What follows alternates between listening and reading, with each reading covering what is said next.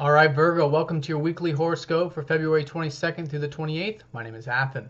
So this week we've got the moon in its first quarter phase of this lunar cycle, which was of these new beginnings that perhaps took place for you in regards to your routine, health, diet, regiment, crafts, self-improvement of some sort, with the new moon in that sixth last week. So it's an action week of moving forward with that. We also have a lot of aspects with Saturn taking place with those personal planets.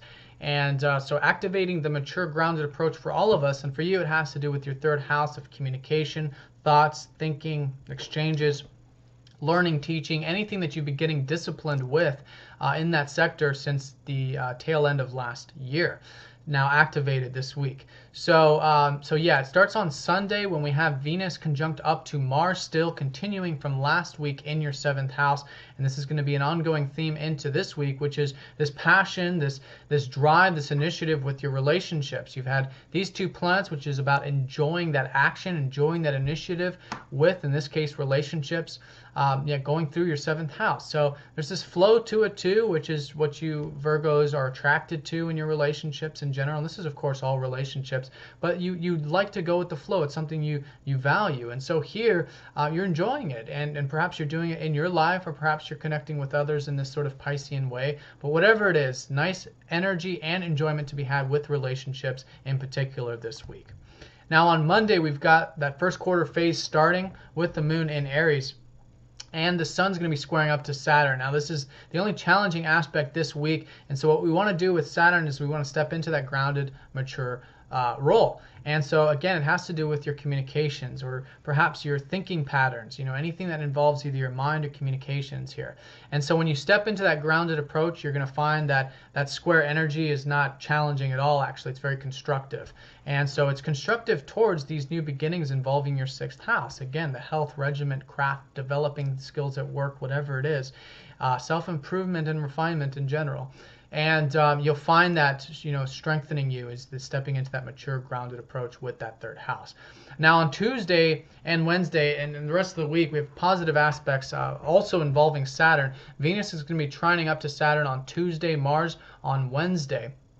And so this is enjoying the discipline with Venus in particular, and just wanting that disciplined approach. I think naturally, maybe just from taking that initiative on Monday, we're going to find that there is this flow, harmony, and enjoyment to be had with that grounded approach.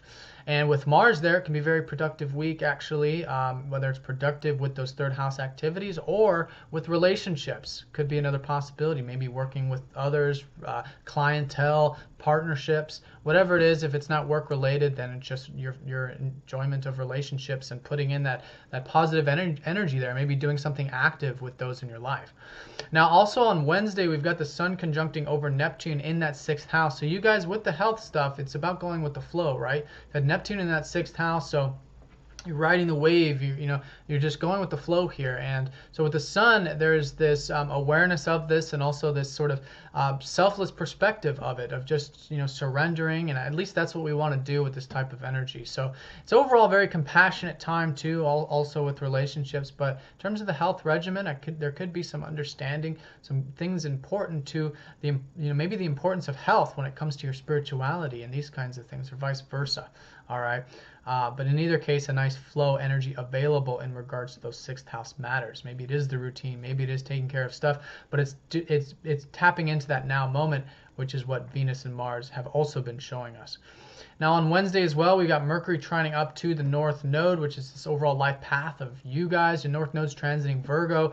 So this whole year is about your goals, your ambitions, your drive, starting new things, new beginnings.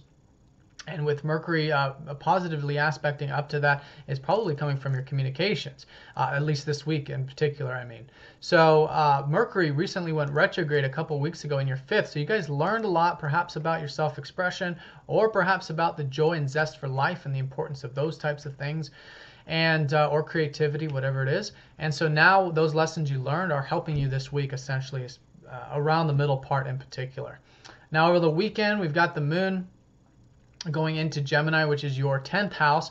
So this weekend would actually be a good weekend to work, actually. If you're guided to, or to do anything on that public sector, the moon's going to be in your 10th. Or it could just be, maybe, working on goals and setting some big picture plans and things like this. But yeah, nice flowing energy with anything career, public, or service oriented over the weekend. All right, Virgo, have a fantastic week. I want to thank you all very much. If you'd like a personal reading, please get in touch. You can check the link for the YouTube discount, and I will talk to you next time. Take care.